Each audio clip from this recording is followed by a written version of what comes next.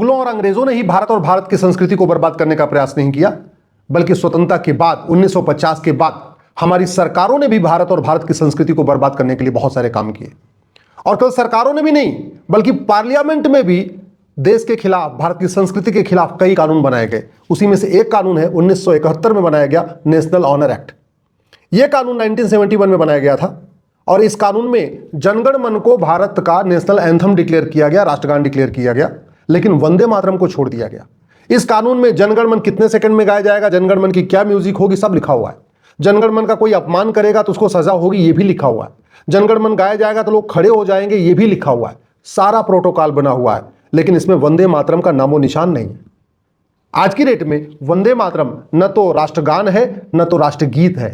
वंदे मातरम को कोई कानूनी मान्यता नहीं है।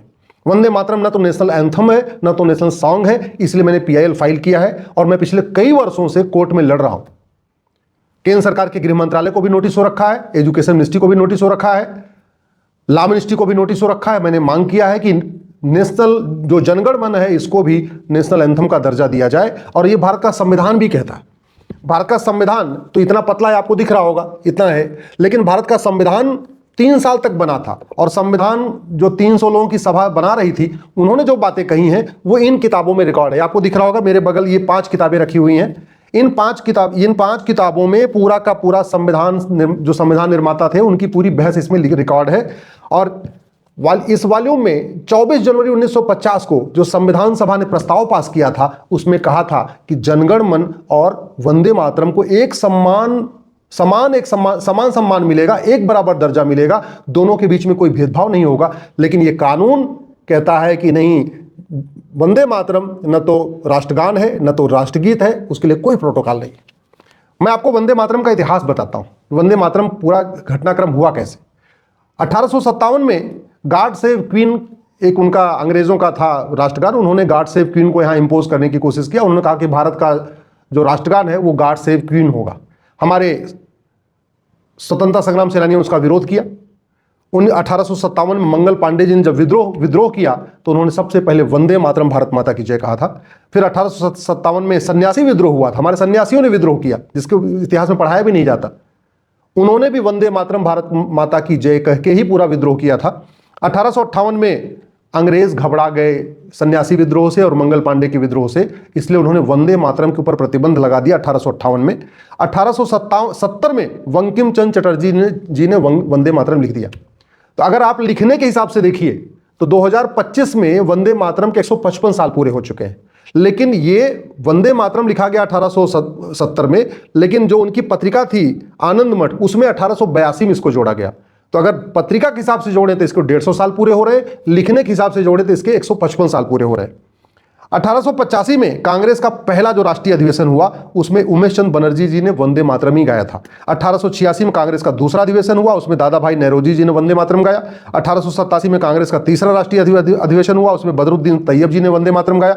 1888 में कांग्रेस का चौथा अधिवेशन हुआ, जॉर्ज मूल ने वंदे मातरम गाया। 1889 में कांग्रेस का 5वां राष्ट्रीय अधिवेशन हुआ, उसमें विलियम वेडर वन ने वंदे मातरम गाया। और वंदे मातरम का मतलब केवल 4 लाइन नहीं, पूरा का पूरा वंदे मातरम जो संघ की शाखा में गाया जाता है, जो बाकी अन्य कार्यक्रमों में गाया जाता है, पूरा का पूरा वंदे मातरम ये गाया जा रहा था कांग्रेस के सभी राष्ट्रीय अधिवेशन में। 1890 में कांग्रेस का 6वां राष्ट्रीय अधिवेशन हुआ, उसमें फिरोज शाह मेहता साहब ने वंदे मातरम गाया था। 1891 में कांग्रेस का 7वां राष्ट्रीय अधिवेशन हुआ, आनंद चाल साहब ने इसको वंदे मातरम गाया। 1892 में कांग्रेस का 8वां राष्ट्रीय अधिवेशन हुआ, उसमें उमेश चंद बनर्जी जी ने वंदे मातरम गाया था।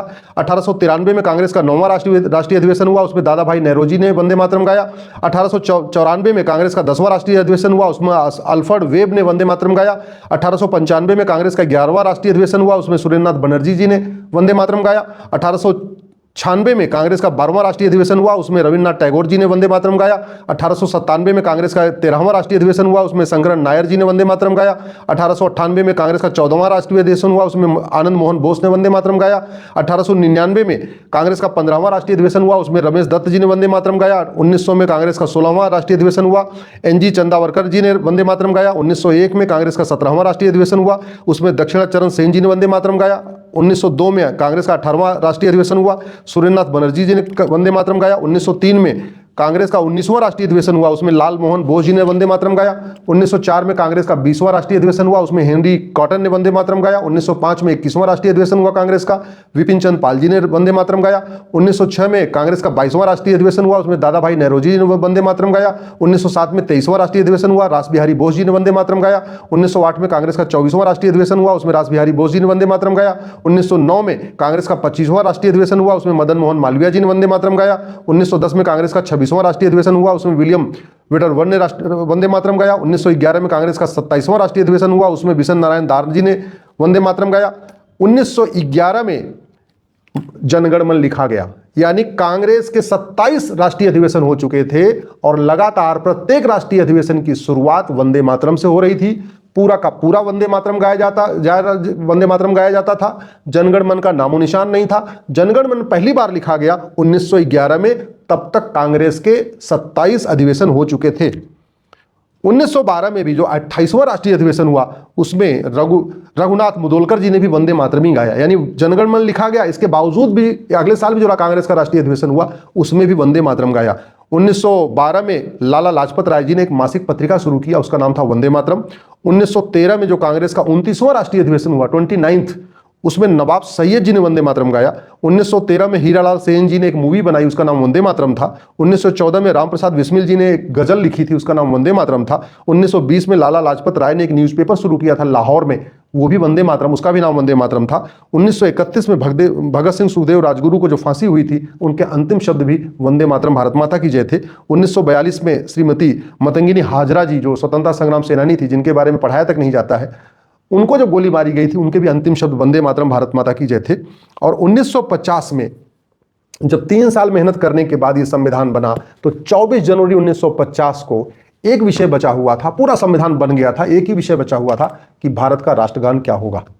संविधान सभा के बहुसंख्यक सदस्य ये कह रहे थे कि पूरा का पूरा आज़ादी का आंदोलन वंदे मातरम भारत माता की जैसे हुआ है, इस पूरे के पूरे आज़ादी के आंदोलन में जनगण मन का कोई योगदान नहीं है, इसलिए वंदे मातरम ही भारत का राष्ट्रगान होना चाहिए। लेकिन नेहरू जी और उनके कुछ समर्थकों को वंदे मातरम से दिक्कत थी।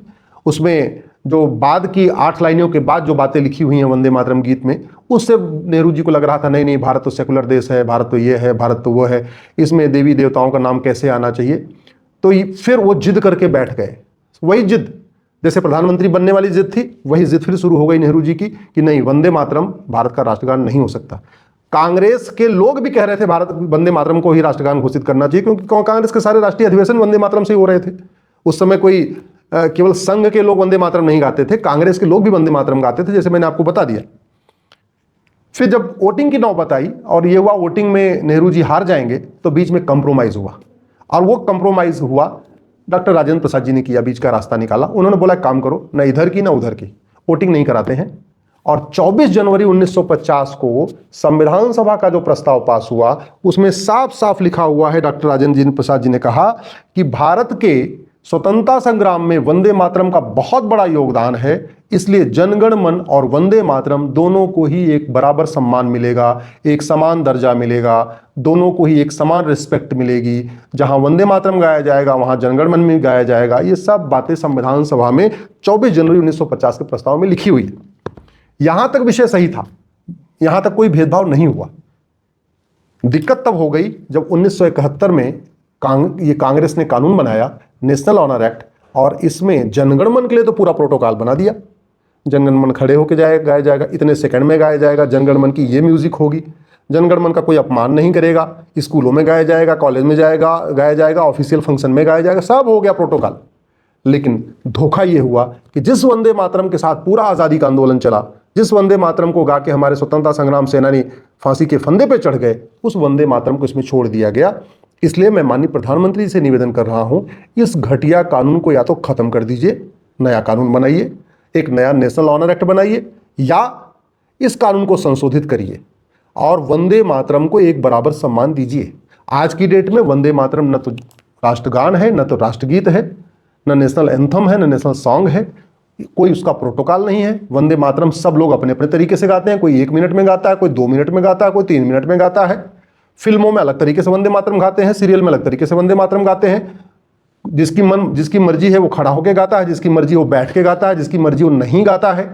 तो वंदे मातरम का अपमान भी हो रहा है। इसलिए वंदे मातरम को एक कानूनी दर्जा देना जरूरी है, और वो तभी हो सकता है जब इस कानून को या तो खत्म किया जाए या एक नया कानून बनाया जाए। मेरी PIL कोर्ट में पेंडिंग है। कानून मंत्रालय, गृह मंत्रालय और शिक्षा मंत्रालय को नोटिस भी जारी हो रखा है, लेकिन अभी तक जवाब नहीं आया है।